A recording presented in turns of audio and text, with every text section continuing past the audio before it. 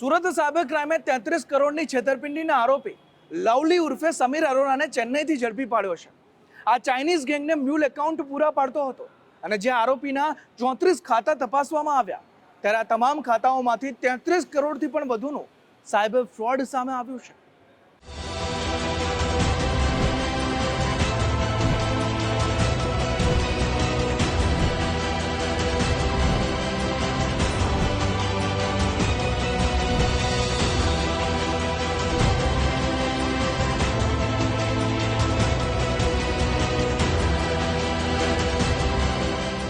દુબઈની નાગરિકતા ધરાવતો અને દેશના હજારો યુવાનો સાથે નોકરી અપાવવાની લાલચે છેતરપિંડી આચરનારો મહાઠગ લવલી ઉર્ફે સમીર અરોરા ચેન્નઈથી ઝડપાયો।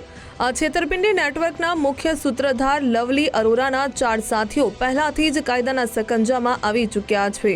આ શાતિર ઈસમે કેર કંપાસ નામના બોગસ સોફ્ટવેરની મદદથી અનેક રોકાણકારોને પણ ચૂનો લગાવ્યો હતો।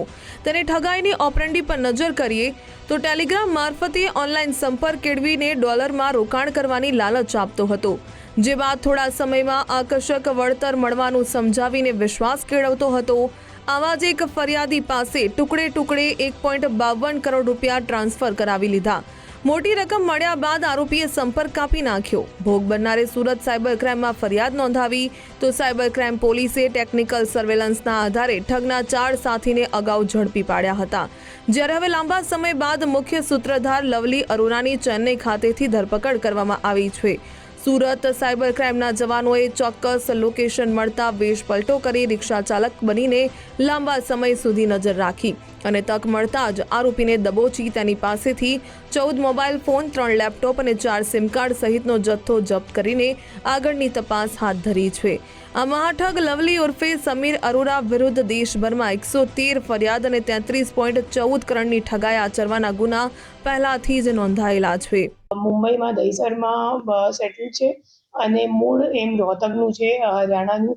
અને જ્યારે આપણી ટીમ એમની ટેકનિકલ વર્કઆઉટ કરી તો ખબર પડી કે એમનું લોકેશન ચેન્નઈનું આવે છે અને આપણી ટીમ ત્યાં ગઈ અને ત્યાંથી પછી એમને અરેસ્ટ કરવામાં આવ્યું છે। અને પૂછપરછ દરમિયાન સામે આવ્યું કે એમની પાસે કુલ, જ્યારે આપણે અરેસ્ટ કર્યું તો એમના ઘરમાં, ચેન્નઈવાળા ઘરમાં એમની પાસેથી કુલ 14 ફોન, મોબાઈલ ફોન અને 3 લેપટોપ પણ મળી આવેલ છે। જે એમના ફોનમાં જોતા અને પંચનામા કરતા ખબર પડી કે કુલ 34 જેટલા બેંક એકાઉન્ટ્સની ડિટેલ્સ છે અને 34 બેંક એકાઉન્ટની સામે કુલ 113 ફરિયાદ આખા ઇન્ડિયામાં નોંધાયેલ છે, જેમાં 33 કરોડથી વધારાનું ફ્રોડ સામે આવ્યું છે। લવલી ઉર્ફે સમીર અરોરા સતત લોકેશન બદલતો રહીને તપાસ એજન્સીઓને ગોથે ચડાવતો હતો। આ ઉપરાંત 12 વખત દુબઈ પણ ભાગી ચૂક્યો છે। આ મહાઠગે મુંબઈ, બેંગ્લોર, ચેન્નઈ, હૈદરાબાદ, પુણે, ઇન્દોર, ચંદીગઢ, અમદાવાદ, કોઈમ્બતુર અને પટના સહિતના શહેરોના 33 લાખથી પણ વધુ નોકરી વાચ્છુક યુવાનોનો ડેટા મેળવ્યો હતો, જેમને કોલ કરીને ઠગના સાગરીતો 5-5 હજાર રૂપિયા પડાવતા હતા।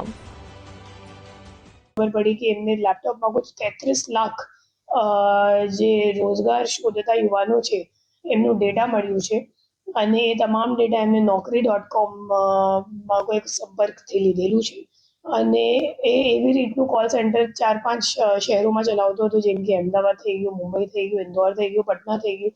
તો એવા મોટા શહેરોમાં એ પોતાનું કોલ સેન્ટર ચલાવતો હતો અને કોલ સેન્ટરમાં ફક્ત 4-5 માણસોને રાખતો હતો, ટેલિકોલર જેવા। અને એમને આજે 33 લાખ ડેટાનું આપણે વાત કરીએ તો એ તમામ ડેટા શીટ એમને આપીને એમ કહેવામાં આવતો હતો ટેલિકોલર્સને કે તમારે એમને સંપર્ક કરવાનો છે, કોલ કરવાનો છે, એમને કહેવાનું છે કે તમારા માટે અમારી પાસે જોબ છે ડેટા એન્ટ્રીનું।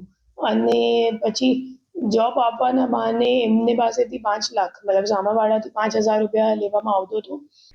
આ સાયબર ઠગના 4 સાથીદારો મિનેશ સોલંકી, અનિલ ગુપ્તા, વિકાસ ભદોરિયા અને રિયાઝ મિર્ઝાની અગાઉ ધરપકડ થઈ ચૂકી છે।